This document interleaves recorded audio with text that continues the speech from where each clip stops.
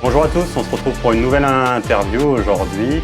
Aujourd'hui, j'ai la chance d'accueillir Lucas Roberto, qui est coach d'Aerox. Avant de commencer, n'hésitez pas à vous abonner sur YouTube, Instagram, Spotify si vous voulez écouter ça dans votre voiture. Lucas, merci de nous accueillir. Merci à toi. On va remercier encore mon coach lyonnais qui nous accueille dans cette belle salle. J'avais dit dans l'interview d'avant que tu serais là. Maintenant, t'es en face de moi. En vrai. Je voulais, avant qu'on commence de parler à Aerox, connaître un peu ton parcours de coach et comment tu es arrivé à l'Aerox. Alors, mon parcours de coach, on va dire qu'il commence depuis mes années d'athlétisme, donc depuis que j'ai 15 ans. J'ai d'abord été entraîneur d'athlètes. Donc entraîneur d'athlétisme pour d'abord les jeunes, puis après petit à petit les adultes et ainsi de suite. J'ai d'abord mes premiers diplômes dans le coaching réel, c'était les brevets fédéraux et ainsi de suite d'athlétisme. J'ai fait ça pendant 4-5 ans. Et ensuite, quand je suis arrivé, donc après mon bac, j'ai fait STAPS, donc j'ai fait 2 ans en STAPS. Le cursus un peu très scolaire de la fac me plaisait pas forcément, donc je suis passé, j'ai fait un diplôme un brevet professionnel, un BP d'éducateur sportif polyvalent. Ça, c'était la première étape pour être entre guillemets rémunéré en tant que du coup éducateur sportif ou entraîneur d'athlétisme, parce qu'avec les brevets fédéraux, je pouvais coacher que en club. Et l'objectif après, c'était au-delà d'être entraîneur d'athlétisme, moi j'avais en tête d'être vraiment coach sportif ou préparateur physique, enfin travailler dans le domaine du sport.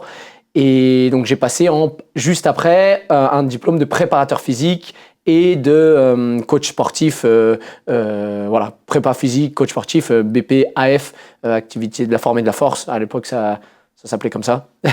Et maintenant, ça a changé. Mais voilà. Et donc, après ça, à 21 ans, j'ai directement en fait, lancé ma boîte. Je me suis mis en micro-entrepreneur. Donc, je coachais en athlée. J'avais une section handisport lyonnais, en fait. Et je m'occupais de la préparation physique et du coup de l'entraînement en athlétisme de malvoyants, non-voyants, déficients visuels. Donc, j'avais d'autres handicaps, mais principalement déficients visuels et non-voyants. Et à partir de là, j'ai commencé donc le coaching personnel. J'ai commencé comme tous les coachs par du coaching en entreprise, du coaching à domicile. Je louais une salle sur Villeurbanne à l'époque. Et puis après, de fil en aiguille, là maintenant ça fait 9 ans.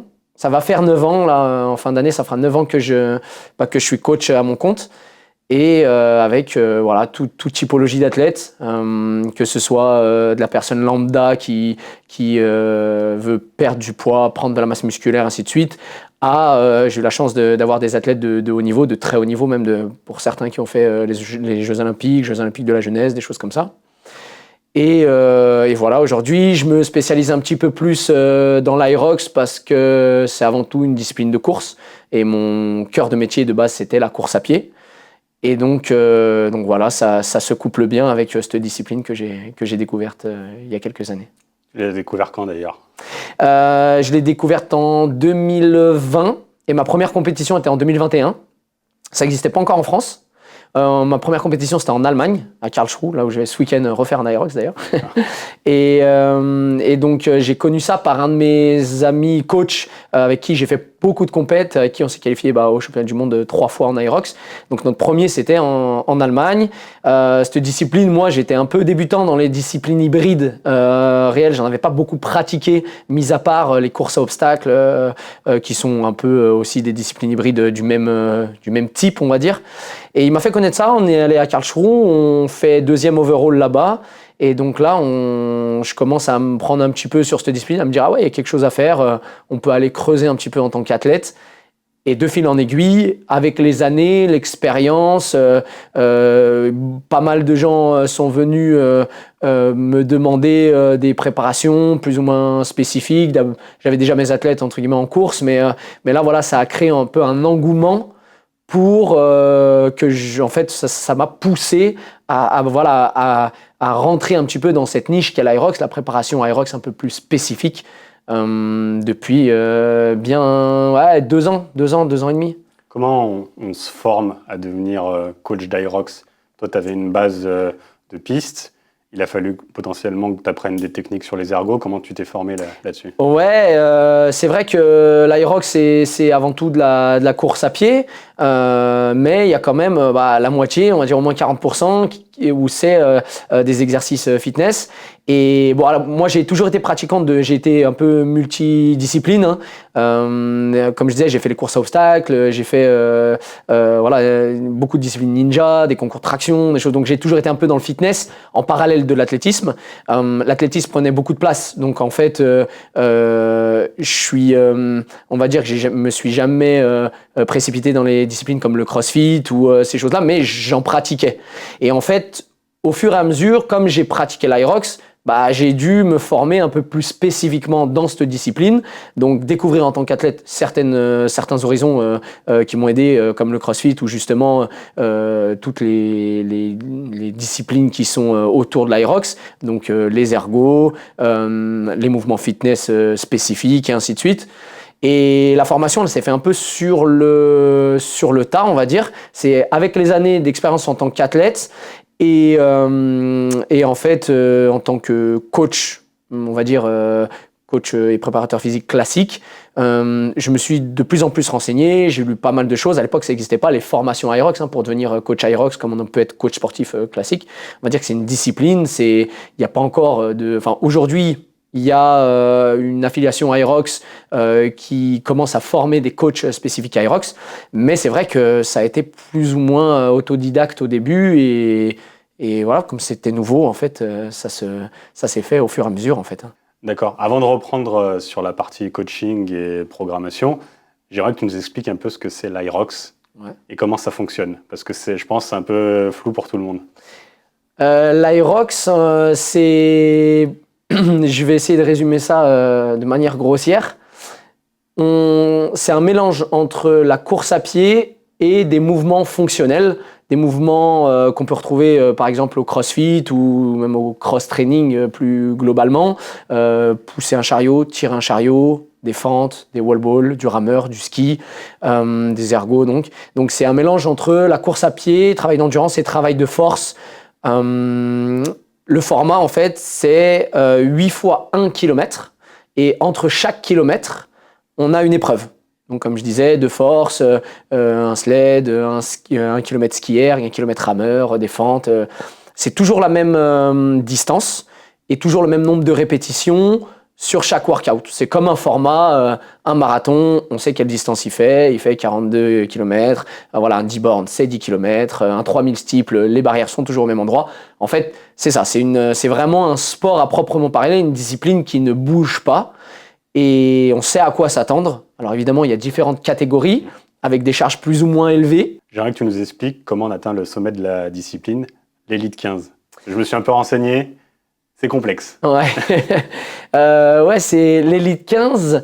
C'est ça, comme son nom l'indique, c'est les 15 meilleures femmes et hommes.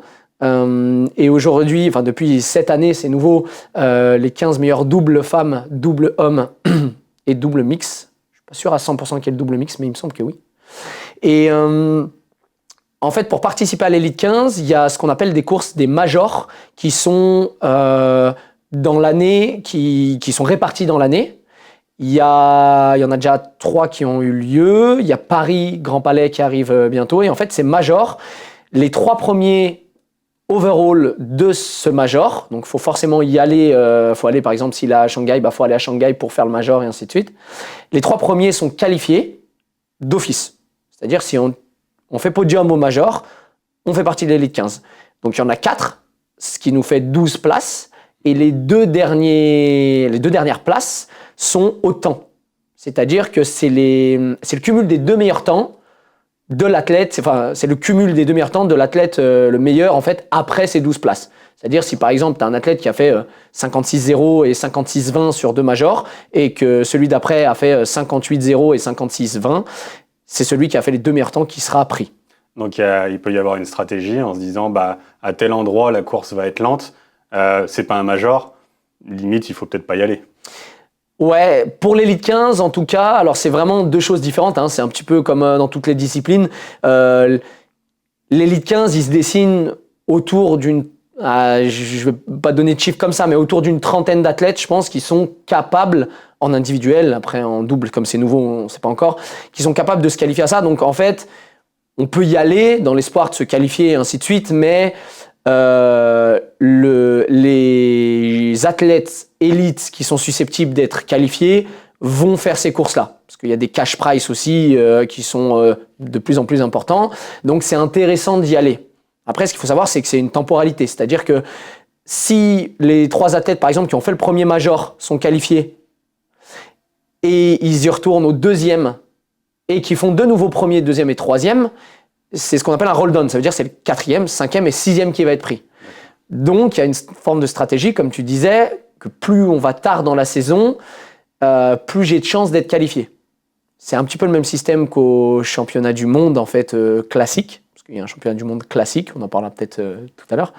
Tu peux enchaîner, parce que j'ai envie de savoir comment ça Donc, c'est un petit peu le même système que le championnat du monde classique. Il y a à chaque course Aerox dans le monde, il y a des slots. Donc, aujourd'hui, il n'y en a plus que 1 ou 2 maximum en fonction des catégories.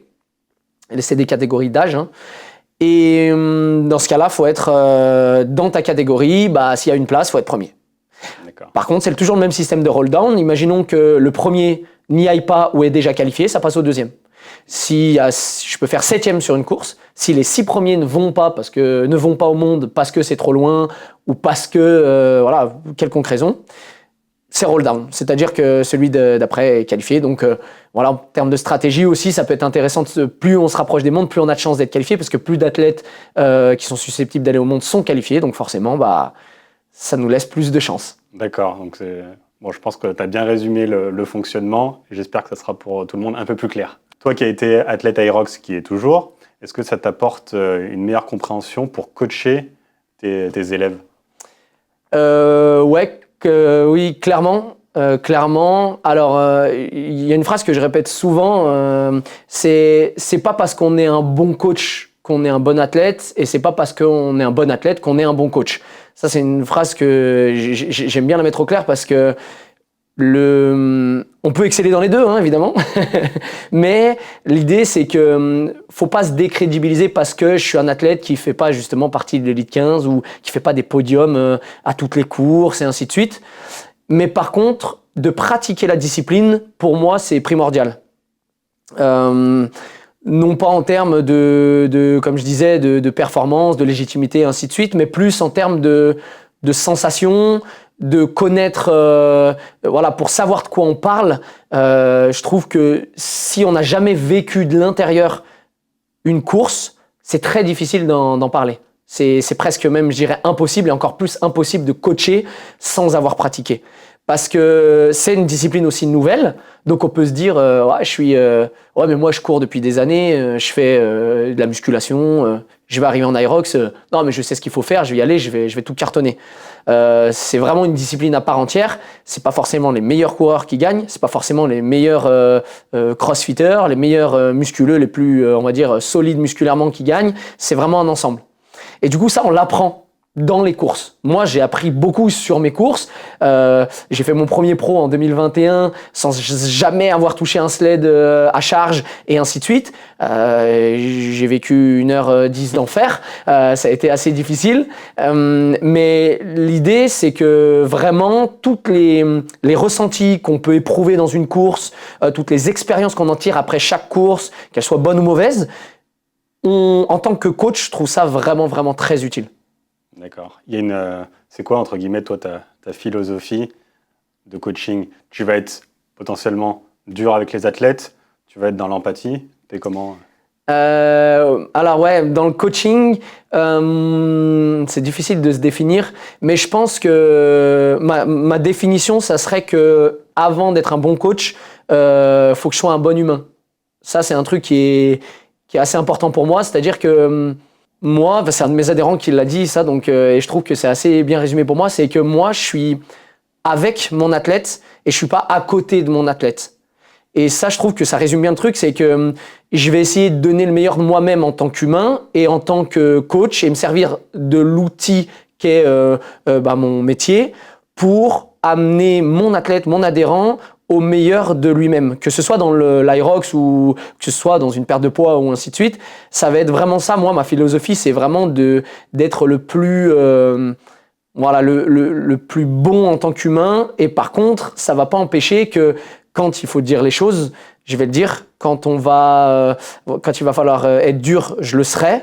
Mais par contre, la mentalité un peu no pain, no gain, à pousser les athlètes à l'américaine un petit peu, comme j'appelle ça, sans faire d'amalgame, mais le no pain, no gain peut vite se transformer en no brain, no gain, comme je dis. Ouais. C'est-à-dire que pousser les athlètes et entraîner pas intelligemment, c'est voué à l'échec. Parce que moi, j'ai une mentalité où je me dis, je préfère qu'un athlète, et je l'ai encore dit à une de mes athlètes qui vise des gros objectifs cette année, je préfère que vous soyez forte dans 3 ans parce que votre pic de capacité de votre vie, entre guillemets, dans cette discipline sera à ce moment-là, plutôt que vous poussez maintenant, juste parce qu'il y a une échéance, et ensuite se dire, dans 3 ans, on fait plus rien. Il y en a beaucoup d'athlètes comme ça dans toutes les disciplines. En athlétisme, à l'époque, c'était pareil. À 14 ans, on les pousse. À 16 ans, ils font un carton. Et puis après, on les revoit plus jamais. Pour quelconque raison, blessure et ainsi de suite. Et moi, j'ai quand même une envie de longévité pour mes athlètes qui se fassent plaisir le plus longtemps possible. Et après, ça peut être 1 an, 2 ans, 10 ans. Mais si un athlète se fait plaisir déjà sur plusieurs années, c'est que j'ai déjà réussi quelque chose. Est-ce que tu ne penses pas que pour un athlète, soyons clairs, dans la discipline de l'Irox, c'est l'élite 15, quand tu n'es pas très loin d'y aller et tu sais que c'est, même s'il y a des courses toute l'année, mais potentiellement, il va falloir avoir un pic de performance à un niveau... à un moment potentiellement, donné. Il va falloir avoir un pic de performance à un temps donné. Et tu as peut-être envie de te déchirer en tant qu'athlète à ce moment-là. Et toi, tu dis, vaut mieux peut-être tasser un peu et voir ce qui va se passer sur la suite pour pas se griller tout de suite, quoi. Ouais, c'est bien résumé. C'est ça, c'est que les compètes, moi, pour mes athlètes, je leur laisse de la liberté, évidemment. Je laisse pas mal de liberté sur les compétitions. On en discute. Mais le fait en tant qu'athlète, la récompense, c'est quand même la compétition. Donc, je peux pas dire à mes athlètes, non, vous faites qu'une compétition dans l'année, il faut être en forme à ce moment-là et rien d'autre. C'est-à-dire que j'aime bien leur poser des dossards entraînement, et ça, je leur fais comprendre que c'est soit des crash tests, on va essayer de mettre en place des choses, on va pas forcément chercher notre record à toutes les courses, même si l'objectif, évidemment, s'il y a record, c'est que forcément il y a des choses qui ont été mises en place qui vont bien. Mais il y a justement ces dossards tests. Est-ce que je suis en forme à ce moment-là? Est-ce que c'est vraiment important d'être en forme à ce moment-là? Et ainsi de suite. Donc en gros, moi dans l'année, je vais périodiser sur la saison, parce que maintenant l'Irox c'est une saison, c'est de septembre à juin pour les championnats du monde. Ouais, juin plutôt. Je vais périodiser les compétitions de manière la plus intelligente possible pour qu'il n'y ait pas de frustration de l'athlète, qui puisse quand même s'exprimer, parce que ça fait toujours plaisir en tant qu'athlète de faire son record. On s'entraîne pour ça. La carotte, elle est quand même importante. Mais par contre, c'est aussi, ça peut vite tomber, parce que l'Irox, il y en a tous les week-ends. Si on a les moyens d'aller, en temps et en argent, d'aller aux 4 coins de la France et de l'Italie, de l'Espagne, de l'Allemagne, on peut faire des courses quasi tous les week-ends. Ça fait des expériences, mais je trouve que c'est pas bénéfique en termes de construction. Moi, je suis un coach qui va essayer de construire un maximum avec les athlètes pour justement arriver à ce moment donné où on a décidé de faire une compétition. Là, on aboutit le truc, on va faire une compétition. Après, il y a des compétitions qui s'imposent. C'est-à-dire qu'il y en a une à la maison, j'ai n'importe quoi, j'ai des athlètes à Paris, il y a Paris Grand Palais qui arrive, j'ai envie de le faire. Ok, on va l'intégrer. Par contre, il faut que tu acceptes aussi que peut-être ce ne sera pas ton pic de forme à ce moment-là. Ou alors, si jamais c'est ton objectif final, on va créer ton pic de forme à ce moment-là. Mais par contre, il faut le décider. D'accord. Quand tu parles de dossard test, ça peut être dire sur cet Irox là, on va mettre telle allure sur la course, ou sur les ergos on va peut-être pousser un peu plus. C'est quoi un peu le fonctionnement? Ouais, exactement, c'est ça en fait. J'ai certains athlètes, alors c'est un peu différent quand c'est en solo ou en binôme, mais par exemple j'ai mes athlètes où je leur dis là aujourd'hui on va sur ce dossard là on va essayer de courir plus vite, on va viser, j'ai une bêtise, 4 au kilo. Et c'est l'objectif, quitte à ralentir un petit peu sur certains agrès où ils sont plus forts ou moins forts. Ou à l'inverse, on va essayer. Aujourd'hui, ce que je veux, c'est que sur les workouts, tu sois engagé au maximum et on va tempérer la course. Ça peut être vraiment des milliers, entre guillemets, de scénarios possibles dans une course. Puis après, on ne sait jamais ce qui se passe le jour J. Mais j'ai beaucoup d'athlètes où c'est ça, où on va essayer de bosser sur une chose spécifique parce qu'on ne peut pas tout retravailler. Une course, ça passe très vite. On évite il peut y avoir des erreurs, il peut y avoir des choses. Mais par contre, on va essayer de définir quelque chose de global sur la course. Et on se dira, OK, ça, on l'a mis en place, ça a marché. Ça, on a essayé de le mettre en place, ça n'a pas marché, ou inversement. Donc, on va essayer, au bout d'un moment, d'arriver le jour J, là où la course est la plus importante, où on va essayer d'aller chercher un chrono, de mettre en place tous les curseurs qu'on a essayé de monter sur certains dossards tests. Les dossards sont pas forcément que des dossards Hyrox. Ça peut être, comme je disais, c'est une discipline de course à pied. Donc, ça peut être un dossard. J'ai plein d'athlètes à qui je fais des dossards de 5 km, de petits trails de la région, un 10 km, voilà, des choses comme ça, en fonction de ce que je veux leur faire bosser sur les cycles et des opportunités. Mais voilà, ces dossards tests, ils peuvent être en Hyrox ou en extérieur. Mais par contre, c'est toujours dans une visée de construction à un objectif final. Moi, je périodise comme ça, c'est-à-dire qu'on va avoir un objectif final, des objectifs secondaires, et l'objectif final, il ne peut pas forcément être que sur la saison. Il peut être dans 3 ans. Mais par contre, dans la saison, je leur mets quand même des objectifs secondaires parce que, comme je disais, cette carotte, elle est ultra importante. C'est quoi, là, par exemple, tu nous parles de mettre un objectif sur 3 ans. On va comparer ça aux Olympiades, de voir ça sur 4 ans. Est-ce qu'un athlète à l'instant T qui peut-être vient de démarrer dans l'Hyrox et à chaque fois qu'il fait une course, il bat son record, il bat son record, il bat son record, est-ce que c'est pas compliqué de le freiner en disant sur cette course-là, tu vas peut-être freiner là-dessus parce que c'est notre objectif, il est dans 3 ans. Ouais. Et ça c'est dur. Alors là, ce que je parle surtout pour les athlètes qui ont déjà une expérience. C'est vrai que là, j'ai beaucoup d'athlètes aussi à des niveaux complètement différents. Donc moi, c'est ce qui m'enrichit en tant que coach aussi. Mais c'est sûr que quand c'est un athlète débutant, en fait, naturellement, il va progresser à partir du moment où on met une structure en place. Donc, quoi qu'il arrive, même si on bosse des choses, en vrai, pendant plusieurs courses, il va souvent battre son record parce qu'il s'entraîne mieux, souvent. Il s'entraîne plus régulièrement. Il progresse dans forcément certaines choses. Et en fait, c'est fatalement la progression globale physique va faire qu'on gagne sur chaque course. Ok. Presque. Là, tu parles de débutants. C'est quoi les 3 conseils que tu donnes tout de suite à un débutant, peut-être pas partir trop vite sur le premier run? C'est quoi les 2-3... Plus dans la course, du coup, pendant l'épreuve? Ouais. C'est la première chose, c'est pour les athlètes que je coach moi, c'est de répéter, ou même ça peut se transférer à certains autres athlètes qui sont coachés en extérieur par d'autres coachs, mais de répéter ce qu'ils ont fait à l'entraînement et pas d'essayer de choses nouvelles si ça n'a pas été défini au préalable. Parce que si je pars trop fort, je le regretterai sûrement. C'est-à-dire si d'un coup, j'ai, on va dire comme capacité physiologique actuellement de courir en 4 minutes au kilo et que je pars mon premier 1000 en 3,30, je sais pertinemment que physiologiquement, ça ne va pas passer. Ça représente quoi 4 minutes au kilomètre, en kilomètre-heure? C'est 15 à l'heure. 15 km/h. C'est costaud. Ouais, ça commence à faire. Ouais, je donne ça, mais l'Hyrox en moyenne, c'est plus, on va dire la moyenne. Les gens font 1h30 à l'Hyrox, c'est plus, ça court plus proche des 5,45 je crois de moyenne à peu près. D'accord. Ouais. Okay. Mais voilà, pour revenir à ta question, premier conseil ne pas changer en fait les paces qu'on a travaillé à l'entraînement. Deuxième chose, c'est de se faire confiance et de s'adapter parce qu'il y a forcément des choses qui vont changer de l'entraînement. On n'est plus dans notre confort, on va stresser un peu plus, on va arriver avec les pulses un peu plus hautes. Et de ne pas stresser, les sleds vont être plus lourds, on va avoir du mal, la corde, je comprends pas, le sled, il me paraît 2 fois plus lourd, et ainsi de suite. On s'adapte au mieux, on ne stresse pas, et on essaye d'appliquer, c'est ça, le plus de choses que je peux mettre en place, mais l'adaptation est ultra importante. Et en 3, je dirais, alors ça revient toujours à la gestion un petit peu, mais je dirais de ne pas se laisser embarquer par les gens autour, de ne pas faire la guerre au mauvais moment. C'est-à-dire que l'Hyrox, c'est un sport d'endurance, ça dure potentiellement 50 minutes à 1h30, 2h pour certains. Si je fais la guerre au mauvais moment avec le copain que je connais, ou au contraire, quelqu'un que j'ai pris en ligne de mire au sled et le push, je vais absolument finir devant lui, C'est faire la guerre au mauvais moment, comme je dis.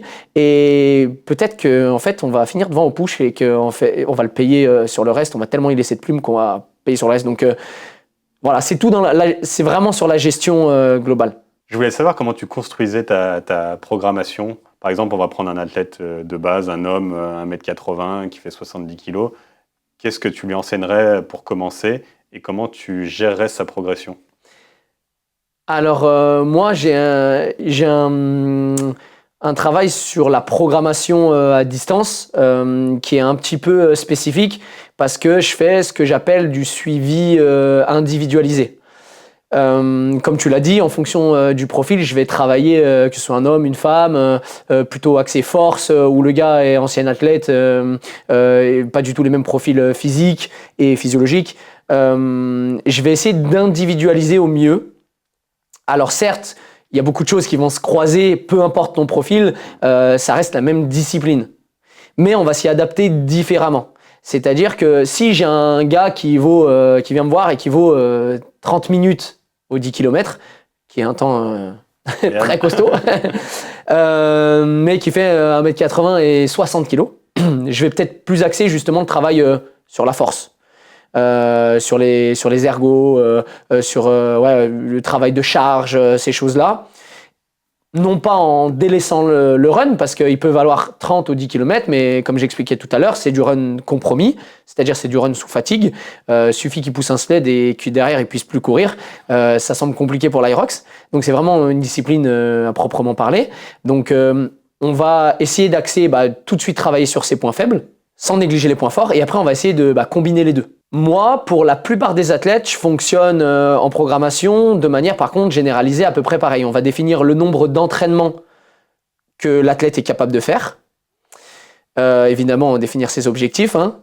Si c'est un athlète qui me dit je veux juste terminer un Aerox en forme, et l'autre qui veut viser l'élite 15, c'est sûr que la programmation va être complètement diamétralement, on va dire, opposée. Mais ça va être en fonction déjà du temps. Moi, comme j'individualise, j'essaye au maximum de faire en fonction du temps. Si l'athlète peut s'entraîner, surtout, il me dit moi j'ai 8 fois par semaine, je peux m'entraîner 8 fois par semaine, et du coup on va pouvoir scinder, travailler des trucs très spécifiques et ainsi de suite. Par contre, si l'athlète me dit je peux faire que 3 séances semaine, alors faut être réaliste, les objectifs vont en fonction du temps que je peux y accorder. Mais du coup, on va dire, si jamais je dois résumer un travail global, ça serait un axe de run quand même très important, un axe de force très important et un axe spécifique. Donc souvent, contrairement à ce qu'on croit, c'est donc l'axe spécifique, c'est les WOD pur Aerox. Ça va être une petite partie. Ça va être une petite partie parce que on travaille d'abord des fondamentaux et ensuite on en vient aux spécifiques. D'accord, donc tu fais pas un entraînement, on va faire un Aerox aujourd'hui, jamais. Ça arrive en simulation surtout. J'aime bien faire des simulations pour mes athlètes pour qu'ils prennent confiance en eux, des demi-Aerox ou par exemple tout l'Aerox entier, mais sauf qu'on va faire que des 500 mètres pour gérer le volume par exemple et essayer de tenir une allure. Voilà, ça m'arrive de faire ça, mais ça reste quand même plus ce que j'aime bien appeler du conditioning long, c'est-à-dire la capacité à endurer une typologie d'effort type Aerox. Mais c'est pas toujours que les workouts de l'Aerox. C'est-à-dire que toute préparation physique générale, les wall balls, exemple, les thrusters vont servir pour les wall balls, les snatch à l'haltère vont servir pour les wall balls, les presses vont servir pour les wall balls, les squats vont servir pour les wall balls. En fait, on vient de fondamentaux et plus ça vient vers la compète, plus on est spécifique sur on se rapproche de la typologie de l'Aerox. Et là, on va aller mettre des choses vraiment, c'est comme un entonnoir. On va des fondamentaux et plus ça va vers on va dire l'échéance, plus on arrive dans l'entonnoir et là, on va mettre des trucs qui ressemblent vraiment à l'Aerox. En termes de course à pied, moi, ce qui m'intéresse, alors je t'ai déjà vu entraîner des gens sur piste. Est-ce que tu peux nous expliquer une séance et comment ça fonctionne? Parce que moi, si tu me dis demain, je vais courir 5 fois 800 mètres, je vais peut-être les courir, mais je vais peut-être pas mettre la bonne intensité. Déjà, peut-être que je ne sais pas courir. Comment tu recadres ça avec un athlète, sa posture, et une séance en général? Une séance globale. Alors, comme il existe, on va dire, des millions de séances, je vais essayer de globaliser comment fonctionne une séance. Donc, toujours un échauffement qui va être plus ou moins long en fonction de la séance. Et la typologie d'échauffement aussi, c'est-à-dire que par exemple, si c'est une séance qui va durer assez longtemps et que la volonté, c'est de travailler... je vulgarise aussi, travailler par exemple du tempo long avec une fréquence cardiaque, on va dire assez élevée, mais sur des temps de soutien assez longs, on va se faire un échauffement cardiaque qui est plus important. Si ça va être plus du sprint, on va se faire un échauffement musculaire plus important, mais il y a toujours un échauffement qui va être ciblé en fonction de ce qu'on va faire. Ensuite, il y a un corps de séance. Donc le corps de séance, c'est on va dire la partie principale de la séance. Je vais en donner une classique, on va dire une traditionnelle de l'Aerox. Ça va être un X fois 1000 mètres, donc X fois 1 km. Par exemple, récup 1 minute. X, je dis X parce qu'en fonction du cycle, ça va être par exemple 6 fois, 8 fois, 10 fois en fonction de l'athlète et de ce que je veux lui faire bosser. Avec récup 1 minute, elle peut être marchée ou courue en fonction de ce que je veux travailler. Donc là, il sait à quelle allure il va devoir travailler. Ça, c'est défini avec le coach évidemment en amont par plusieurs facteurs. Soit l'expérience de ses séances passées, des facteurs comme la VMA. Moi, j'aime travailler... en France, on aime pas mal travailler avec la VMA qui est un indicateur. Moi, je le prends comme un indicateur, pas comme une valeur absolue, hein, parce que ça varie énormément. La fréquence cardiaque, voilà, il y a plein de petits indicateurs qui vont faire que, sur cette séance, je dois être à cette allure. C'est toujours difficile en suivi à distance parce qu'il y a aussi le ressenti, les sensations. Ça, c'est ultra important. Je le répète à mes athlètes, mais c'est quelque chose qui nous donne le plus de facteurs en fait physiologiques, les sensations. Est-ce que j'étais bien? Est-ce que je me sens vite? Est-ce que je me sens lent? Est-ce que je me sens lourd? Est-ce que toutes ces choses-là, de manière intrinsèque, il y a que l'athlète qui peut savoir ce qu'il ressent. Donc voilà, tous ces petits facteurs font que ça va définir, entre guillemets, où je vais me situer dans la séance en termes d'allure et ainsi de suite. Et après, généralement, je fais faire un petit retour au calme parce qu'on sait que l'athlétisme à proprement parler, c'est aussi du volume à pied. Le volume à pied, c'est le fait de courir, vraiment se déplacer à différents types d'intensité, mais... La basse intensité, alors là on en fait la zone 2, comme on en parle énormément, on le voit sur les réseaux et ainsi de suite, a été beaucoup utilisée ces dernières années, ça a été un peu la fame de la zone 2. Elle est ultra importante, hein. Ça c'est ce volume à pied qui est ultra important en course à pied, mais l'intensité globale est tout aussi importante. C'est plus une question de gestion de volume. L'endurance fondamentale, si jamais je fais que courir à basse intensité, le jour où je veux faire un 10 km, on revient pareil à 30 minutes au 10 km, 3 minutes au kilo, je ne pourrai jamais découvrir cette intensité si je ne l'ai pas vécu, je ne l'ai pas travaillé en amont. Donc voilà, la basse intensité, d'accord, j'en mets beaucoup à mes adhérents pour plein de raisons physiologiques qu'elles soient. Mais le seuil et toutes ces intensités-là sont très importantes en séance. Mais c'est qu'un petit pourcentage de la séance, comme on parlait. Là, tu nous as parlé de data. Est-ce que toi, ça t'intéresse vraiment? Est-ce que tu es dans les chiffres en permanence? Ou comme tu dis, c'est plutôt le ressenti que tu vas plutôt privilégier dans le retour d'information des athlètes? Alors, je crois que je suis à peu près pareil en tant qu'athlète et coach là-dessus. J'aime bien, je suis pas un geek de l'entraînement à proprement parler, hein. J'ai des collègues qui sont soit coach, soit docteurs en sciences du sport, des choses comme ça, qui vont être vraiment axés sur la moindre donnée, ainsi de suite. Mais moi, j'ai aussi beaucoup d'adhérents, comme je disais, à distance et ainsi de suite. Donc, c'est difficile de prendre en considération, par exemple, des tests lactiques, des choses. Il y a des choses qu'on ne peut pas faire. Il y a des choses que je ne peux pas faire à distance. Il y a des choses où mes athlètes, je ne les vois pas tous les jours. Donc, je vais être un peu sur un intermédiaire. Beaucoup sur le feedback de mes athlètes. Mais par contre, je vais leur mettre, comme je disais, une fréquence cardiaque, une zone de fréquence cardiaque à travailler. Parfois, je les bloque dans des allures. Parfois, je les bloque pas dans des allures. C'est-à-dire que ça va être juste une zone, une fourchette d'allure, une fourchette de fréquence cardiaque, une fourchette de VMA, un pourcentage de VMA. Ces datas-là, c'est obligatoire. Je trouve en tant que coach, en tout cas, c'est mon idée à moi, c'est obligatoire parce que quand tu veux quantifier quelque chose, il faut le poser mathématiquement. Mon athlète, il me demande combien tu penses que je suis capable de courir sur l'Aerox? Je peux pas lui sortir comme ça sans jamais avoir fait de test, sans savoir, je peux pas lui dire, tu vas courir à temps. je peux m'en approcher peut-être à peu près, mais ça veut tout et rien dire. Donc il faut quand même être précis, donc il faut quand même avoir des datas. Mais je suis pas dans l'extrême non plus où mais t'étais pas à 82,5% de VMA, c'est pas bon. C'est un global. Est-ce que toi, quand tu vois par exemple un athlète qui ne progresse pas ou plus, est-ce que tu te remets en question en disant c'est peut-être pas les bonnes séances que je lui donne à l'instant T?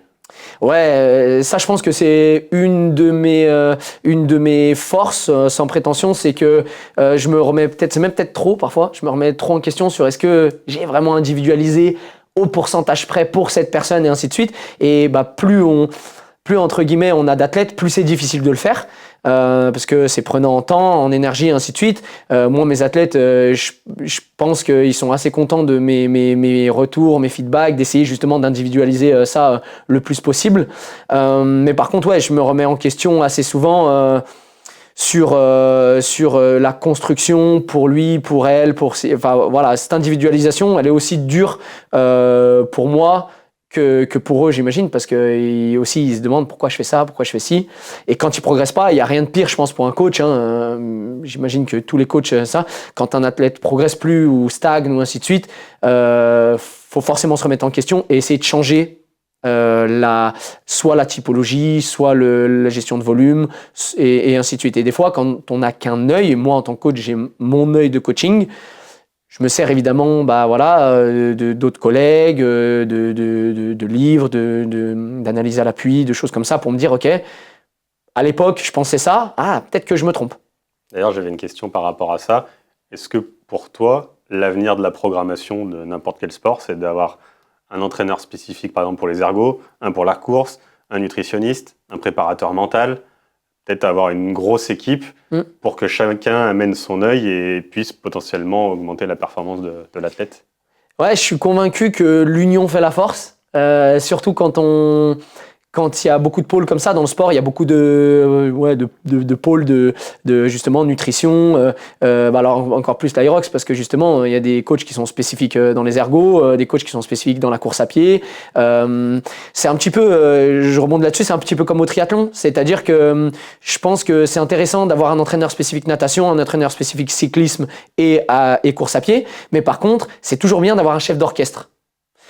Donc moi, actuellement, j'aime bien être ce chef d'orchestre. Et par contre, si par exemple mon athlète, il a des questions de nutrition, je suis formé en nutrition, j'ai des connaissances et ainsi de suite, mais je vais essayer de l'orienter vers un professionnel vraiment spécifique. Surtout pour le haut niveau. C'est-à-dire que à bas niveau, c'est plus facile pour moi parce que j'ai des connaissances assez globales sur tout type de ce que je vais englober dans mon coaching pour pouvoir aider mon athlète jusqu'à un certain point. Après, ça reste des métiers spécifiques. Kiné, ostéo, coach, entraîneur d'athlétisme, entraîneur d'ergo, entraîneur de crossfit, nutritionniste, voilà, toutes ces choses-là. Chacun peut amener sa spécificité. Et donc, je pense que c'est intéressant, si je veux viser du bon niveau ou du très haut niveau, c'est presque obligatoire sur le très haut niveau, c'est bien de s'entourer d'une équipe. L'équipe peut être plus ou moins nombreuse, ça, je le vois. Je travaillais j'ai coaché en athlétisme Lucas Euzé, que tu connais bien, qui a un très gros niveau en CrossFit, qui fait partie des meilleurs CrossFitters français. Il est venu me voir pour de l'athlétisme pur. Et pourtant, il a il a un chef d'orchestre qui est Flo, qui gère sa prépa CrossFit, parce que lui, sa spécificité, c'est le CrossFit.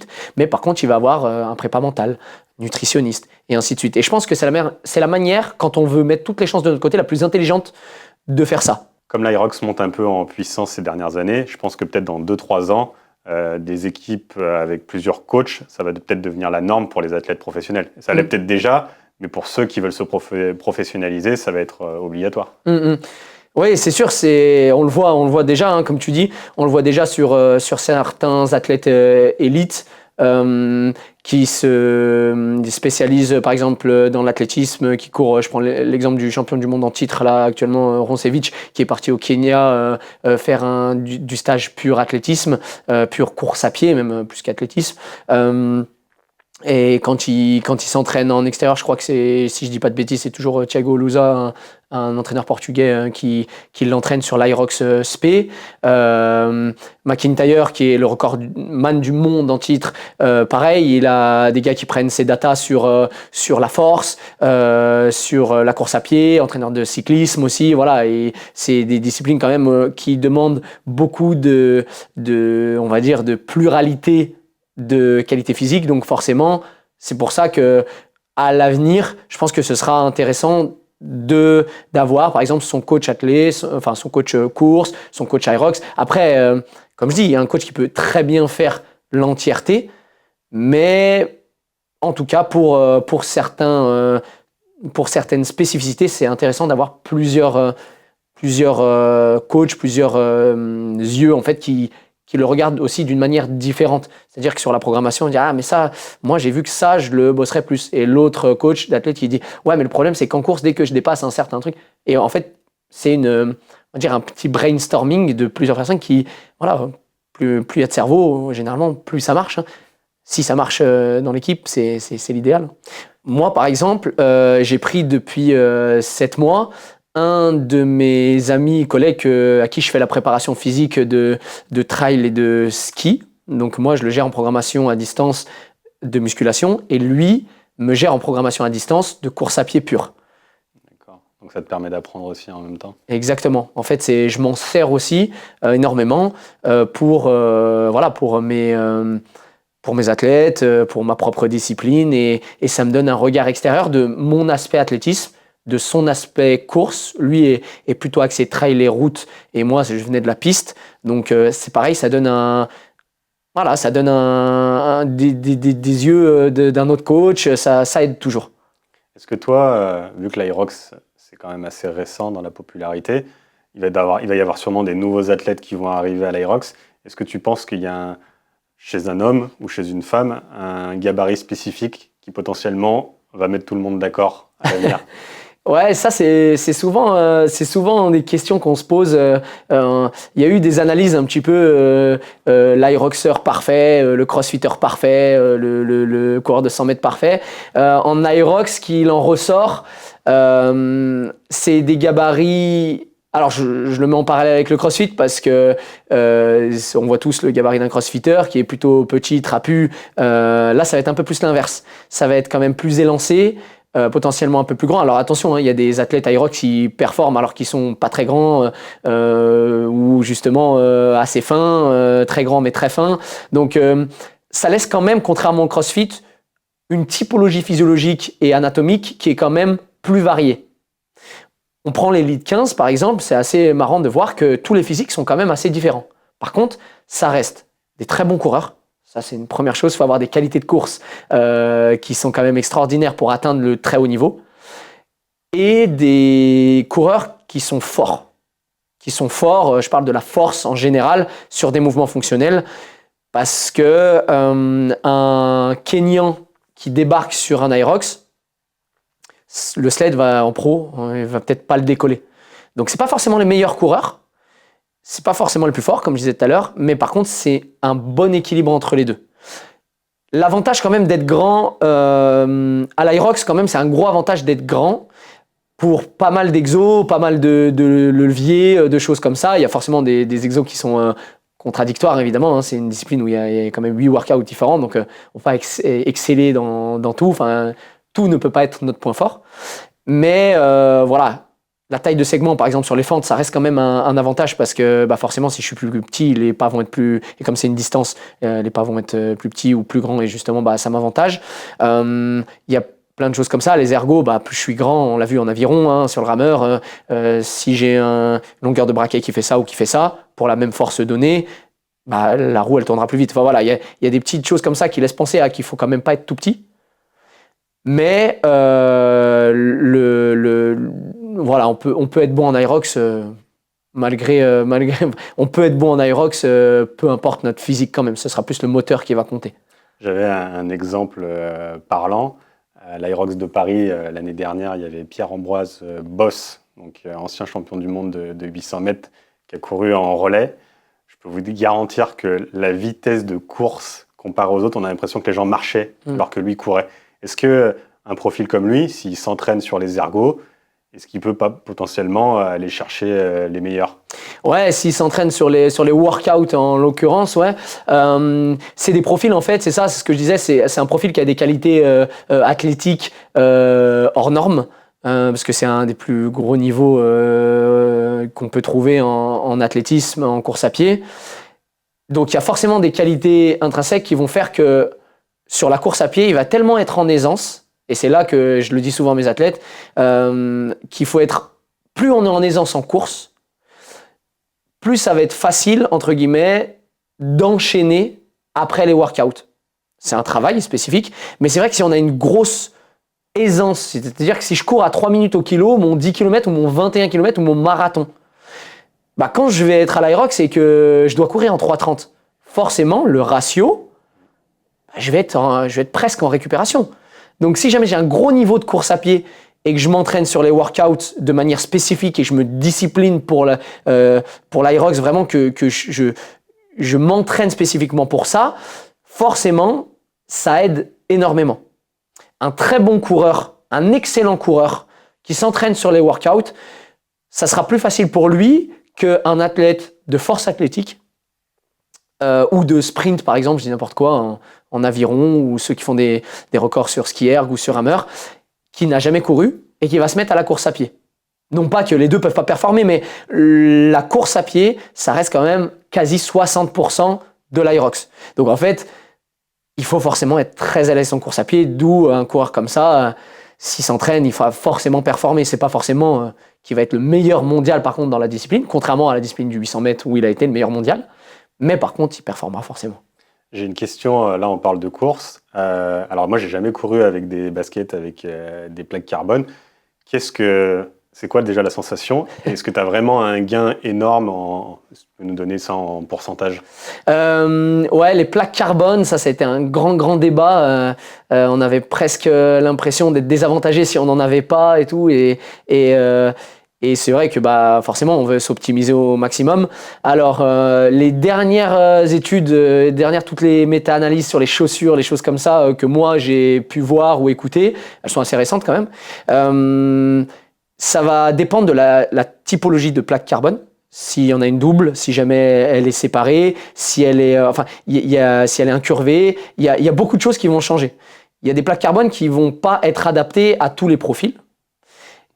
Et par contre, il y a eu quand même des gains prouvés sur des vitesses au-delà de, je crois que c'est à partir de 14 km/h et encore plus à partir de 17 km/h.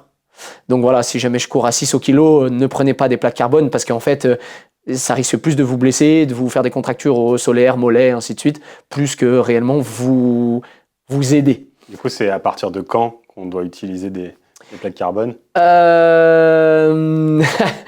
C'est difficile à dire parce que moi, je pense qu'à partir du moment où, sur l'Irox en tout cas, à partir du moment où je peux courir en dessous de... je vais faire un parallèle. À partir du moment où je peux être dans la fast lane, c'est-à-dire la fast lane 4 minutes 15 au kilo, je rappelle, sinon on se pousse sur le côté, on peut utiliser des plaques carbone. Après, libre à tout le monde de faire ce qu'il veut, mais ce ne sera pas le plus bénéfique. Je pense qu'il y a beaucoup d'autres paramètres à améliorer avant d'être en plaque carbone. Et forcément, il y a le côté aussi marketing qui fait que si j'ai pas la chaussure qui court vite, et ça, depuis qu'on est enfant, c'est comme ça, si j'ai pas la chaussure qui court vite, je vais être désavantagé par rapport à quelqu'un d'autre. Et ça, on veut pas. En sport, on veut pas. Comment tu détermines un type de chaussure pour un type d'athlète? En fait, la typologie de chaussure, je dirais plus qu'elle est propre à la discipline. L'Irox, c'est une discipline où, pareil, c'est des disciplines un peu nouvelles. Il y a de la course à pied, mais il y a aussi des exercices comme pousser des sleds, des fentes, où on peut être en instabilité si on a des grosses chaussures de run en plaque carbone. Par exemple, à l'époque, les Nike où il y avait des grosses semelles, quand on fait des fentes, c'est pas forcément adapté pour. Là, il y a une marque qui se spécialise là-dedans, c'est Puma, qui est le sponsor numéro 1 de l'Irox, qui est on va dire la marque phare dans Irox. Elle est adaptée quand même. Il y a beaucoup de modèles Puma qui sont adaptés à toute typologie d'athlète, avec plaque carbone, sans plaque carbone, avec du grip, parce que justement la discipline demande pas mal de grip sous la chaussure. Donc ça va plus être comment je me sens en termes de confort dans la chaussure et est-ce qu'elle va bien répondre à mon objectif de l'Aerox. Est-ce que je vais pas trop être en instabilité pour mes exos, mais il faut quand même une chaussure de course à pied. Ça, c'est le principal, c'est que, comme on l'a dit depuis tout à l'heure, c'est 60% de course à pied, et même sur certains exos, les farmer carry, ainsi de suite, je marche, voire je cours. Donc forcément, il faut des chaussures de running. On se met pas à courir avec des chaussures d'haltéro ou des Metcon. J'en ai vu à Paris courir avec des chaussures de CrossFit. De CrossFit. Ça m'a fait mal pour eux. Ouais, c'est sûr, c'est solide, c'est une épreuve en plus qui se rajoute généralement. Mais ouais, des chaussures de run, là où je me sens bien. Une marque, je suis pas obligé de suivre la tendance, de dire il y a une marque mieux que d'autres et ainsi de suite. C'est d'abord où je me sens bien et après voir si dans ma discipline, du coup, est-ce que ça marche? Est-ce que ça marche? Moi, par exemple, j'aime beaucoup faire de la rotation, c'est-à-dire je fais pas mal de trail, je fais pas mal de courses sur piste, sur route et ainsi de suite. Je change beaucoup de chaussures avec des marques plus ou moins différentes en fonction de si je suis en trail, si je suis en piste, si je suis en route. Et justement, je suis pas toujours en plaque carbone. Même des fois, quand je cours à 17, des allures à 20 à l'heure, je le fais pas tout le temps en plaque carbone parce que, pareil, si j'ai beaucoup de volume dans la semaine, ça a tendance à renvoyer beaucoup, à créer des contraintes musculaires importantes. Donc voilà. Moi, j'aime bien varier aussi pour justement voir ce qui me convient le mieux. Et par contre, les jours de compète, j'ai mes petits rituels quand même. J'ai mes, pour pas citer de marque, Puma, plaque carbone et Elite Deviate Nitro Elite 2. Et franchement, le grip va bien. La finesse de la chaussure et le fait que la semelle soit pas trop grosse aide bien sur les fentes et tout, à ne pas trop être déséquilibré. Donc c'est vrai qu'ils ont quand même créé des chaussures qui sont adaptées à la discipline. Est-ce qu'il y a un tips aussi à avoir, potentiellement avoir 2 paires de baskets en fonction de la mousse? Alors, je ne suis pas un spécialiste de ça, mais a priori, elle peut se tasser quand tu cours. Ouais, justement, par rapport aux plaques carbone, les études montrent que la plaque carbone sans la mousse, cette fameuse mousse en fait qu'il y a chez donc quasi toutes les chaussures plaque carbone, l'un ne va pas sans l'autre. En fait, l'efficacité, c'est vraiment par rapport à cette mousse-là. À ne pas confondre avec la mousse des semelles, on va dire la base structurelle d'une chaussure. Ça, on parle souvent d'amorti et ainsi de suite. C'est vrai que moi, par exemple, mes chaussures de compétition, et je le préconise à mes athlètes, les chaussures de compétition, je les mets pas énormément à l'entraînement. Parce que les chaussures ont une durée de vie. Comme tu dis, ça se tasse. Les plaques carbone s'abîment. Les chaussures, une plaque carbone, on a vu que c'était... les chaussures, à 250 km, il fallait presque les changer. Donc, à des fois, 200 balles la paire ou plus, ça pique. Donc, ce qui est intéressant, c'est de varier des fois des chaussures non carbone, comme ça, on peut les utiliser un peu plus longtemps. Quand on fait des spécifiques, on veut vraiment des allures, se sentir à l'aise, peut-être des simulations pour la compétition. Là, on les utilise. Et dans ce cas-là, essayer de varier les chaussures. Ça, c'est assez important. Là, on a parlé de tout ce qui était entraînement. Il y a aussi une grosse partie qui est la récupération. Comment tu gères ça, toi, avec les athlètes? C'est vrai, c'est un des plus gros axes, je dirais même, je pense que c'est l'axe presque plus important encore que l'entraînement. Pourquoi? Parce que, alors, pour bien récupérer, il faut quand même bien s'entraîner. Il y en a qui pensent à la récupération même avant l'entraînement. Attention, je ne mets pas la récup avant l'entraînement, mais la plupart de mes athlètes, et je pense que c'est un peu dans l'industrie du fitness ou de la compétition même en l'occurrence, j'avais cette mentalité pendant des années. C'est un peu la mentalité no pain, no gain. Faut être toujours dans le dur, faut y aller. Et ça, parfois, on veut tellement s'entraîner qu'on pense pas à récupérer. Et ça, j'essaye de le stipuler à mes athlètes, c'est que vraiment, pour encaisser les séances et pour que des séances soient qualitatives, il faut les faire à 100%. Sans la récup, on n'est jamais à 100%. Et quand je suis pas à 100%, au final, mes séances, si elles sont toujours faites à 70%, en fait, ça sert à rien. Vaut mieux en faire moins. Il vaut mieux un peu plus récupérer. Et dans ce cas-là, mes séances seront plus qualitatives. Donc forcément, je progresserai plus. La récupération, souvent, à mes athlètes, quand je leur dis... souvent, on le voit, quand des athlètes, par exemple, passent à haut niveau ou sont sponsorisés, ainsi de suite, tous les athlètes que je connais personnellement ou même que j'ai écouté parler sur des podcasts, sur des choses comme ça, quand ils décrochent un contrat de sponsoring, la récupération, en fait, ils n'augmentent pas leurs heures d'entraînement ou quasi peu. Mais c'est la récupération qu'ils augmentent.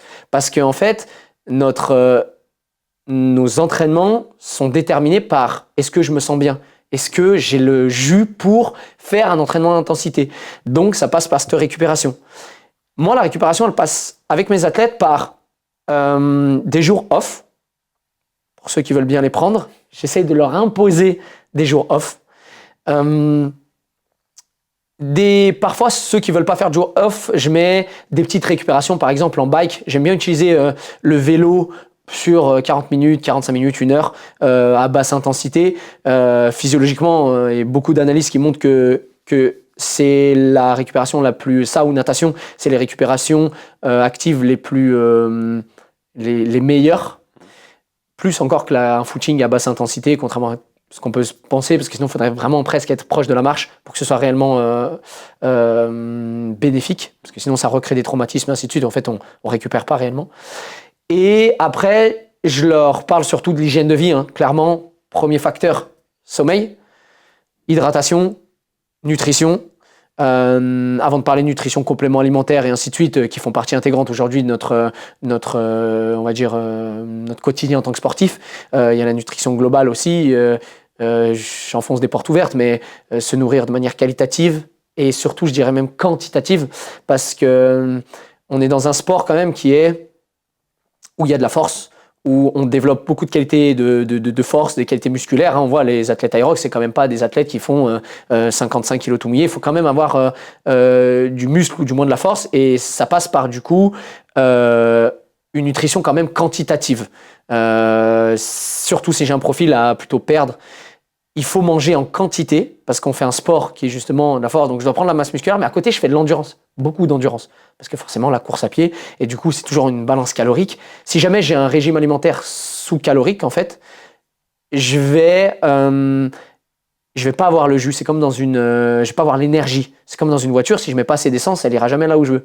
Et ben c'est la même chose. Je dirais même qu'à certains athlètes, plutôt ceux de bon niveau quand même, je privilégie le quantitatif.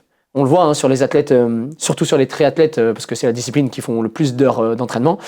Il y a, je crois que c'est en Norvège, où maintenant ils réfléchissent en calories ingérées par rapport au volume d'entraînement. C'est-à-dire qu'un athlète qui n'arrive pas à ingérer assez de calories, on va lui dire, ok, on n'augmente pas plus ce volume-là d'entraînement, parce que de toute façon, tu n'auras pas on va dire, l'adéquation avec...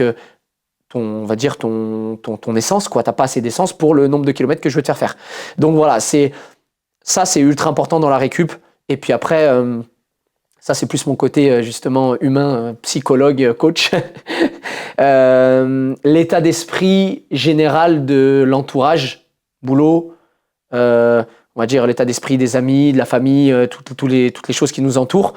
Ça, c'est mon ancien entraîneur Franck Matamba, que je salue, qui a été mon entraîneur d'athlétisme, qui m'a beaucoup appris dans l'athlé et qui m'a beaucoup formé indirectement.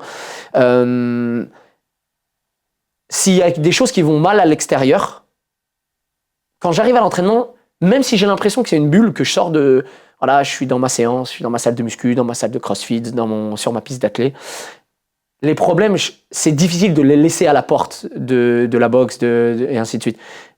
Je les amène un peu avec moi. Donc, si jamais je suis dans un bon mood, on va dire, global, je vais forcément être plus en condition pour m'entraîner dur. Donc, il faut aussi gérer ça. L'aspect mental est, je trouve, de plus en plus important. On va prendre ton cas particulier, où tu gères un duo qui potentiellement peut se qualifier pour l'Elite 15. Comment tu gères ça avec elle ?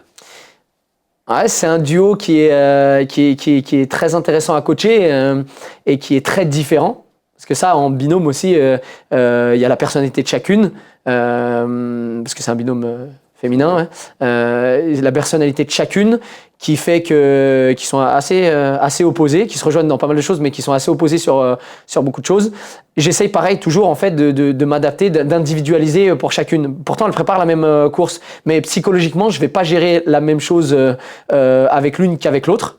Pas au même moment aussi. Les entraînements, il va y avoir cette balance un petit peu de à quel moment j'ai besoin. Il y en a une où je sens qu'elle a besoin d'y aller, ou au contraire, il y en a une qui a besoin de se poser. Ça arrive pas jamais bien au bon moment. J'essaye de gérer au mieux. En tout cas, c'est toujours une balance, une difficulté de gérer à la personne d'abord. En fait, faut gérer la personne et l'athlète. faut pas dissocier les deux. Pour moi en tout cas, j'arrive pas à dissocier les deux. D'accord. Il faut que vraiment je gère la personne et l'athlète en même temps, scindé. Est-ce que tu proposes plutôt qu'elles soient ensemble à l'entraînement ou vaut mieux qu'elles fassent ça chacun de leur côté? Eh ben là, c'est une bonne question. J'en ai parlé encore la semaine dernière, justement, d'un scindé. Là, et ça fait plusieurs cycles où, parce qu'on a eu pas mal de problèmes de blessures et ainsi de suite, surtout pour l'une d'entre elles, et du coup, qui crée forcément, comme en tant que sportif, et encore plus quand on fait du bon niveau, notre vie, elle tourne un peu autour de ça. Ça crée au niveau psychologique, ça crée forcément des frustrations, de l'énervement, des choses qui font que parfois, en fait, les mettre ensemble, je trouvais que c'était pas la bonne solution. Donc, ça fait plusieurs cycles que, en fait, j'ai scindé le cycle. Limite, j'ai même donné en consigne de dire, OK, pour ce cycle-là, je veux plus qu'elle sache ce que tu fais et inversement. On reviendra, les routes vont se recroiser et je vais vous amener au plus haut niveau individuellement pour que vous soyez au plus haut niveau en binôme. Mais voilà, les chemins se croisent, reviennent, on est sur la même route, mais l'objectif final sera le même. Et ça leur fait du bien des fois d'être ensemble, mais il y a sur certains types, et plus je les connais, parce que ça fait qu'une année que je les coach réellement, individuellement, précisément, je commence à apprendre sur elles aussi. J'apprends en tant que coach sur mes athlètes, mais j'apprends sur moi et ma manière de leur amener. Sur certaines choses, il faut que je les mette ensemble, et sur certaines choses, il ne faut pas que je les mette ensemble. Est-ce que c'est pas bien de se dire aussi que son athlète, il a de la frustration, c'est qu'il est... il est investi dans cette mission aussi. Bien sûr. C'est pour ça que notre rôle de coach il est important, dans le fait que s'il a de la frustration, si jamais ça l'énerve d'être blessé, si ça machin, je trouve ça c'est normal, il faut. Et c'est pour ça que moi j'essaye en tout cas d'être le plus présent possible, même en dehors, par WhatsApp, par je pense que mes athlètes se reconnaîtront là, à m'envoyer des vocaux le soir, le machin, ça me dérange pas parce que je sais. Moi, je suis passionné de ce que je fais et quand je me mets dans une discipline, je suis passionné de ça parce que voilà, c'est mon côté athlète. Et du coup, on en revient à ce fait que si je suis pas passionné et que j'ai pas cette frustration, ce truc, en fait, j'irai nulle part. Si je veux progresser, il faut absolument que je sois un petit peu, un minimum obsédé par ce que je fais. Sinon, je le fais en dilettante. J'irai jamais au maximum de mes capacités, peu importe qu'elles soient. Est-ce que tu as déjà dit à un athlète, là tu t'en fous un peu, t'es pas dans le bon mood pour réussir? Ça a été assez rare. Je pense que les athlètes qui viennent me voir, en tout cas, ont une démarche quand même très volontaire. C'est-à-dire que c'est aussi une chance dans mon métier, c'est une facilité pour moi, c'est que mes athlètes viennent pour un objectif précis ou machin. Ils viennent chercher un coach. Donc moi, je suis dans la position un peu facile. Ils sont forcément motivés. Après, il y a des baisses de motivation. J'ai eu plein d'athlètes, baisse de motivation. Je sais pas pourquoi je fais ça, machin. Ça, c'est normal dans une saison, dans une même carrière, peu importe le niveau. Il y a des moments où on en a marre. On se dit mais je vais tout arrêter, je vais machin. Et ça m'est arrivé. Mais j'ai eu la chance de quasi jamais avoir justement d'athlètes où je leur dis là faut qu'on arrête parce qu'en fait t'as plus envie. C'est souvent que des passages à vide. Mais j'arrive à discerner justement le fait de là j'ai pas envie, mais c'est qu'une question de baisse de motivation pour une raison X ou Y. Des fois, comme je disais, c'est extérieur, intérieur à l'entraînement et ainsi de suite. Mais voilà, j'ai quand même des athlètes très motivés, parfois trop motivés. Ce que je dis, c'est plus dur de freiner un athlète que à l'inverse de lui en donner plus. Souvent, c'est des bons soldats. Et peut-être qu'après, d'autres coachs me contrediront, mais moi, j'ai quand même des athlètes qui ont tendance à toujours faire plus que pas assez. On arrive vers la fin de l'interview. Je voulais que tu nous parles un peu de comment tu vois la croissance de l'Irox sur les prochaines années. Je pense que, en fait, là, c'est en pleine expansion. Alors nous, en France, ça fait que depuis 1 an et quelques, un peu moins de 2 ans. Donc, il y a vraiment un gros engouement. Mais au niveau mondial aussi. Clairement, la discipline se professionnalise. Il y a de plus en plus de cash prize sur le gros niveau. Il y a des athlètes qui commencent à vivre de ça, pas par le biais de ce qu'ils gagnent réellement sur les cash prize, mais le biais des sponsors et ainsi de suite. C'est une discipline qui a une énorme force. Plusieurs choses. C'est médiatique, c'est-à-dire Exactement. que c'est beau à... Je vais juste te couper là-dessus pour être allé à celui de Paris. le nombre de youtubeurs, de stars, de sportifs, franchement, c'était incroyable. On tournait les yeux, on voyait quelqu'un de connu. Il y avait Miss France, il y avait Rio Mavuba, il y avait Thibaut Inchep, il y avait Bazinga. Enfin, Ouais. il y avait vraiment, c'était incroyable. Mm. Je Ouais, crois que c'est la meilleure pub en plus pour forcément. l'Aerox. Aujourd'hui, ouais, ça passe par là. Hein. La pub, elle est moins à la télé, elle est beaucoup sur les réseaux sociaux et forcément, c'est ces personnalités-là qui font grossir la discipline. Il y a aussi une force, au-delà du fait que ce soit médiatique et visuel, c'est une force et une faiblesse. Hein. C'est le fait que ce soit toujours le même format. Il y en a qui disent « Ouais, mais ça change jamais, l'Aerox, ça va s'estomper ». J'ai envie de dire, la course à pied, les Jeux Olympiques, c'est toujours les mêmes disciplines. Hein. Un 100 mètres, on est toujours content de regarder un 100 mètres. Qui c'est qui va gagner le 100 mètres? C'est ça. Et la force, c'est que ça permet à des athlètes de plus se professionnaliser aussi. Parce que quand je rentre dans une discipline, si je veux me professionnaliser dans cette discipline, le fait que ça ne change pas, je vais me préparer, je vais pouvoir voir à long terme. Donc, je vais forcément pouvoir m'attacher à cette discipline et y travailler sur une carrière réellement, comme on fait dans la plupart des sports. Il n'y a pas un footballeur, enfin ça arrive des fois en rugby, foot américain, des choses comme ça, des transferts, mais il n'y a pas un footballeur qui d'un coup dit ah bah je vais me mettre au tennis, je suis athlète de haut niveau en foot, ah bah non je change au tennis. Voilà, donc en fait en tant qu'Aerox ce sera peut-être la même chose. Ok, j'ai trouvé ma discipline et je fais comme un 100 mètres, comme de la natation, et du coup bah forcément c'est une force pour l'Aerox parce que ça peut perdurer des années. Et aussi, une dernière force, c'est que on disait que ça amène beaucoup de personnes d'horizons différentes et d'athlètes différents parce qu'on peut performer sur différentes... en fait, on peut avoir plein de qualités différentes et performer sur l'Aerox. Donc en fait, ça amène quand même beaucoup de monde. Pour l'instant, c'est une niche, mais...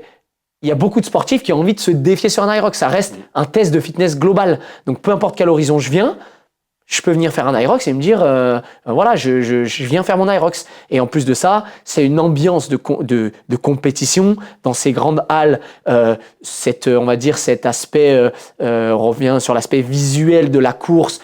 C'est assez grandiose. Pour avoir fait quand même les championnats du monde 2 fois et une 3e fois cette année, à chaque fois, tu te dis, ouais, c'est quand même, il y a quelque chose, quoi. Il y a une ambiance, il y a de la musique, il y a des speakers, c'est bien amené, c'est visuel. Il y a aussi ça, l'ambiance. Il y a ça et il y a aussi l'aspect de je viens faire ma course dans une belle ville, je fais ma course, ça me prend 2-3 heures et après, je peux passer mon week-end dans la ville. Donc, d'ailleurs, ils font même les systèmes où tu réserves ta course et en même temps l'hôtel. Exactement. Et je pense que c'est très bien pensé. Ouais, c'est ça. Là, on se dit, et moi et mes potes coachs et mes athlètes et ainsi de suite, on se dit, ah, je vais faire l'Aerox de Brisbane, de Singapour. Ça devient presque pas une excuse pour aller dans une ville, mais au final, on joint l'utile à l'agréable en tant que sportif. On peut découvrir une ville et se dire, ah bah, j'y serais pas allé si j'avais pas fait l'Aerox là-bas.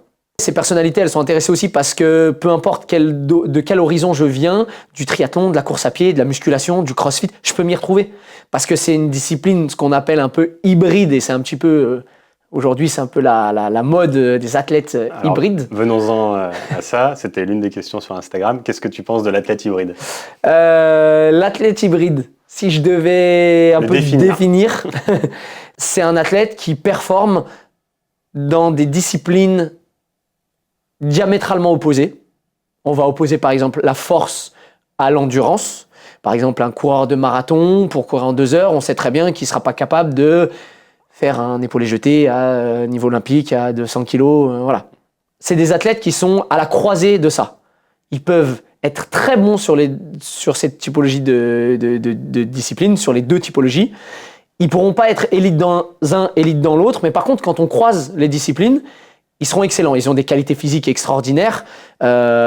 Et par contre, ça permet aussi de ne pas bosser qu'un truc élitiste, spécifique. Physiologiquement, je suis fait pour faire du long. Physiquement, je suis fait pour faire de la force. Ça amène aussi une autre diversité d'athlètes. Mais voilà, c'est des athlètes qui sont un peu couteau suisse. Aujourd'hui, l'athlète hybride, à proprement parler, ça va être plus un gars, surtout sur Instagram, plus un gars qui court vite et qui soulève lourd, si je vulgarise vraiment. Et en plus de ça, ça donne quand même des athlètes en termes esthétiques, femmes comme hommes, qui sont impressionnants et qui font des perfs impressionnantes et qui physiquement, esthétiquement sont impressionnants. Et on se dit, waouh, il sait tout faire, quoi. Mais après, ça rejoint un petit peu le crossfit de base. Un athlète crossfitter, c'est un athlète hybride. L'athlète hybride, c'est juste un mot qu'on a donné et ça donne une petite fame à ce truc de putain, je suis costaud, je fais de la muscu, je vais mettre à la course à pied. Si je cours bien et que je suis musclé, on n'a pas l'habitude de voir un gars qui court le 10 bornes en 32 minutes et qui fait 95 kilos. Ouais. Donc c'est ça qui impressionne dans l'athlète hybride. Je sais pas si j'ai à peu près défini, mais... Je pense qu'on a très bien compris. Du coup, c'était une question Instagram. Je vais venir sur la deuxième. A priori, l'Aerox se gagne ou se perd sur le sled. Push. Qu'est-ce que tu en penses de ça? Je dirais il peut plus se perdre au sled, et je mets sled avec, je mets les deux sled avec un S, et parfois même plus le pull, parce qu'on se fait surprendre par l'élasticité de la corde, la longueur, la charge, le revêtement, ces choses-là. Je pense que ouais, le pire, c'est le sled pull pour la plupart des gens. Alors quand on travaille, après, ça devient une épreuve comme une autre, mais on se prend des bonnes tartes au sled.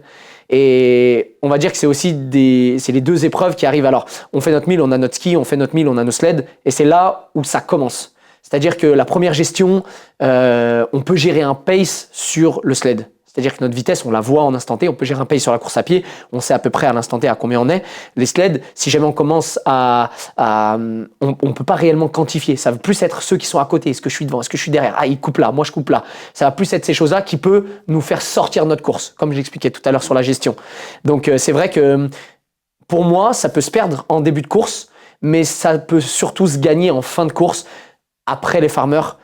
Parce que si tu as un gros finisher, et je fais un petit salut à mon pote Geoffrey Voisin, qui est le meilleur athlète en France en pro, qui faisait partie de l'élite 15 et qui essaye cette année de se requalifier, qui est un gros finisher, hein, c'était le premier à faire tout le temps sans wall ball unbroken, et les fentes et le 1000 après les fentes, il ne décélérait pas. Et ça, il a gratté des places en tout cas sur ce finisher-là. Et encore plus sur les wall ball. Parce que les wall ball, mis à part les élites, pas tout le monde fait unbroken, en fin d'Aerox c'est dur, et une coupure, 2 coupures, 3 coupures, ça peut nous coûter une place au championnat du monde. On l'a encore vu l'année dernière, un athlète, Ryan Kane, qui arrive au wall ball, je crois qu'il arrive en 2e position, pas l'année dernière, l'année d'avant, il arrive en 2e position, il fait 2 breaks de plus que les autres, il arrive en 4e position, il sort du podium, alors qu'il arrive peut-être à 25, peut-être 35 secondes d'avance. Et on se dit que ça y est, c'est bon, le podium est défini maintenant. Donc voilà. Donc il y a toutes les phases où, entre guillemets, tu vois tes adversaires. C'est là où l'aspect psychologique rentre plus en jeu que l'aspect du pace. Ouais, c'est là où on peut se faire happer. C'est là où on peut se tromper. À moins de mettre des œillères et se dire, ok, ça compte pas. Il avance, ok, on verra. Je le rattraperai tout à l'heure. Et ça, je le dis souvent à mes athlètes. Moi, et encore plus en double à l'époque, on partait toujours prudemment avec mon binôme avec qui j'ai fait tous mes premiers Aerox. On partait prudemment et du coup, on se demandait des fois mais comment ça se fait qu'ils sont des gars qu'on connaissait, putain, ils sont vraiment devant nous. Mais en fait, à la fin, soit on finissait devant, soit à quelques secondes, soit voilà. Et en fait, ça se joue l'Aerox, comme je dis, c'est du point A au point B. Et entre les deux, il y a énormément de choses qui se passent, mais la finalité, c'est le point B. Donc peu importe la manière dont on le fait, si j'ai des qualités physiques sur la course, peut-être que moi je vais courir 10 secondes de moins au kilo qu'un autre, qui va me gagner 10 secondes de plus sur les workouts, mais la finalité, qui c'est qui va être devant à la fin? Ça reste un WOD d'1 heure environ, voilà, un WOD long d'endurance. Et un sport d'endurance, c'est pas sur le premier kilomètre qu'on le gagne. Donc tu reviens sur ton premier conseil que tu avais donné, c'est se respecter. Exactement. Respecter sa course. Respecter et ainsi de suite. Vraiment respecter ce qu'on a mis en place et ce que je pense que je suis capable de faire. Prendre des risques, il faut que ce soit travaillé en amont. On se dit, ok, là je prends des risques. Ou alors on se dit, dans cette course, faut que je prenne des risques. J'ai pas de regrets, c'est un championnat, c'est la place qui va compter, par exemple. Le chrono final, faut que je sois devant elle. Donc je vais me battre. Et ça arrive aussi. Donc là, ça redéfinit un petit peu la course, mais gestion de se faire confiance à la personne qui nous coach, se faire confiance en tant qu'athlète et gérer. Il y avait une dernière question où on nous parlait de comment tu es, toi, en tant que coach sur une course d'Aerox. Est-ce que tu es comme un fou ou tu es plutôt dans la retenue? Est-ce que tu prends les datas? Comment tu es? Alors généralement, ça va dépendre de si j'ai la course avant ou après mes athlètes. Alors généralement, l'Aerox, ça court du matin à 8h jusqu'au lendemain à 20h. Si tu as des athlètes sur le team relais, sur ces choses-là, c'est vraiment... parfois, j'ai des athlètes en Aerox, je sais toutes leurs compètes, mais j'ai tellement d'athlètes sur l'appli de suivi, enregistré, que des fois, je vois la fin de leur course. Et je regarde les datas et je me dis, ok, putain, là c'était bien, là c'était bien. Mais par contre, ouais, les datas, je les prends tous. Ils m'envoient généralement des screens à la fin de l'Aerox. Comme ça, moi, je mets dans ma babasse tout ce qui a à travailler, là où ça a été bien, moins bien, comparer 2 Aerox, même si c'est des lieux différents, des rock zones différents, ces choses-là. Mais par contre, j'essaye quand même, quand j'ai une course en tant qu'athlète, de tempérer un peu. Mais je reste quand même très investi. Je vais donner les conseils, je vais machin. Même si je cours dans 2 heures, j'ai un athlète, oh, fais ça, fais ça.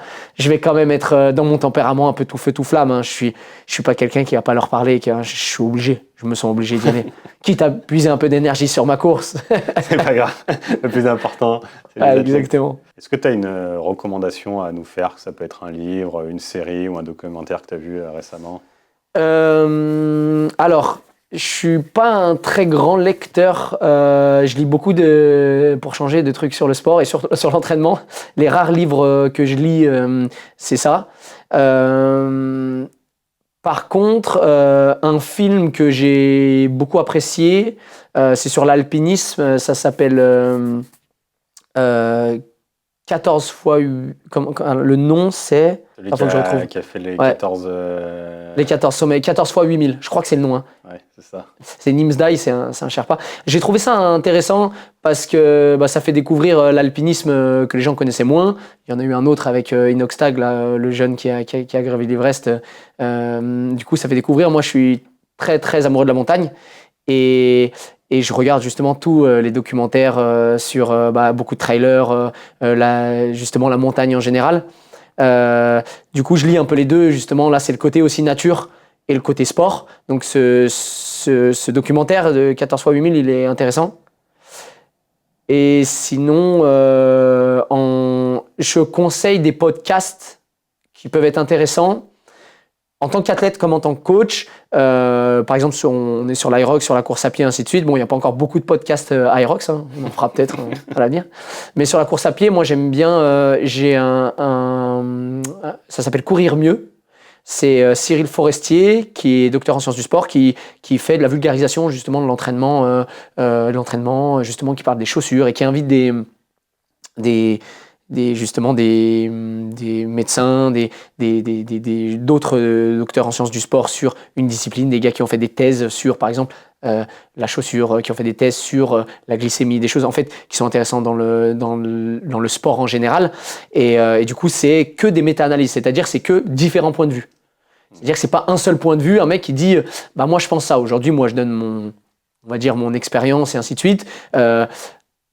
Les méta-analyses, c'est quelque chose qui est intéressant et que j'adore aller écouter, regarder, lire, parce que c'est plein d'analyses qui sont regroupées et qui disent « Ok, grâce à toutes ces analyses, là, ça fait une analyse. » Et du coup, il y a quand même beaucoup plus de résultants. On peut difficilement se tromper quand voilà, il y a 100 analyses. Je crois qu'il y a un minimum, j'ai une bêtise, de 30 analyses pour faire une méta-analyse. Donc en fait, au bout d'un moment, on ne peut pas trop se tromper.